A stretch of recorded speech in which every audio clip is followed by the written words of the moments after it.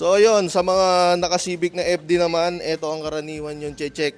So ang lagi nagkakaproblema sa FD is lagi siya nag-overheat pagka medyo ayan, gaya nito may edad na yung FD nila.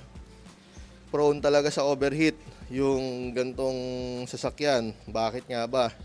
Simple lang naman ang pinanggagalingan ng overheat ng FD, hindi sa cylinder head, hindi sa kung ano pa man dito sa makina. Ang pinanggagalingan lang niya lagi is yung hose na napakaliit. So yan, yung mga hose dito, yung mga bypass hose na to papunta dito sa may throttle. So yan ang laging nagkakaproblema, pumuputok. So sa mga FD nyo dyan na hindi nyo pa napapalitan yung mga hose nyo dyan, siguraduhin nyo, check nyo na yan, palitan nyo na yan. Dahil dito lang lagi nagsisimula yung overheat nyan. Tsaka sa thermo switch sa ilalim. So ito, bakit ba natin to kinalas? So kaya natin to kinalas, nagpa-full maintenance na sila sir. Tapos kasi puro ano na yung radiator, kalawang. So magpapalit tayo ng radiator, tsaka ito kanya lang condenser. So mapapansin nyo sa condenser niya is inaamag na. See? Oo. Wala na talaga. Pag pinower wash kasi natin to, wala nang matitira dito kundi yung pinaka blade na lang niya na yon. So binila na natin ng bago yan, papalitan na natin. So yon, mga paalala ko sa mga naka-FD na gantong model, 2006 hanggang 2008, hose laging si-check-in. Pagka okay pa, ligtas. Pag nakita nyo medyo matigas na, magpalit na kayo dyan. So yun lang. Thank you.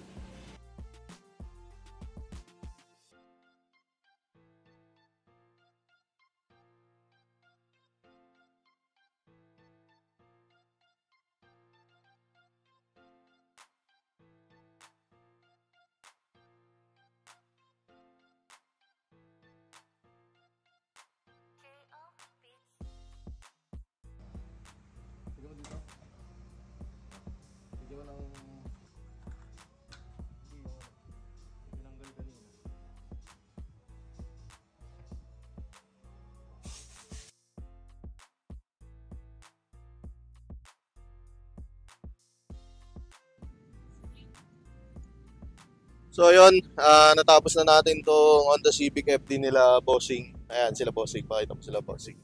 Ayan, taga Malolos yan. So nagpalit tayo dito ng radiator hose saka itong condenser. Itong radiator niya is aluminum.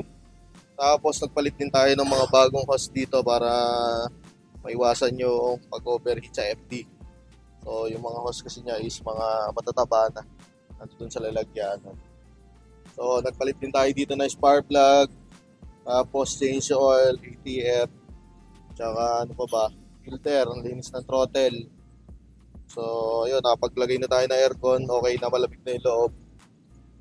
So binibleed na lang natin to.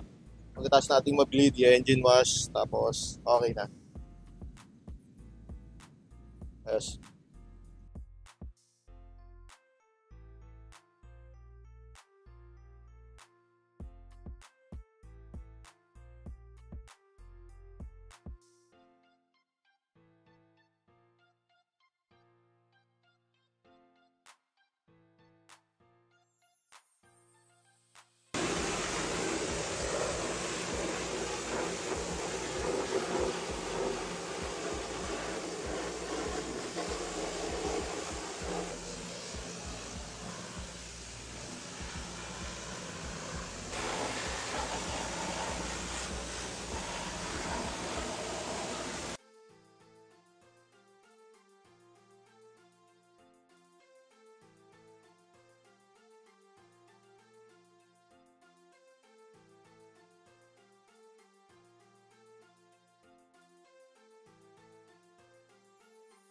So yun, natapos na itong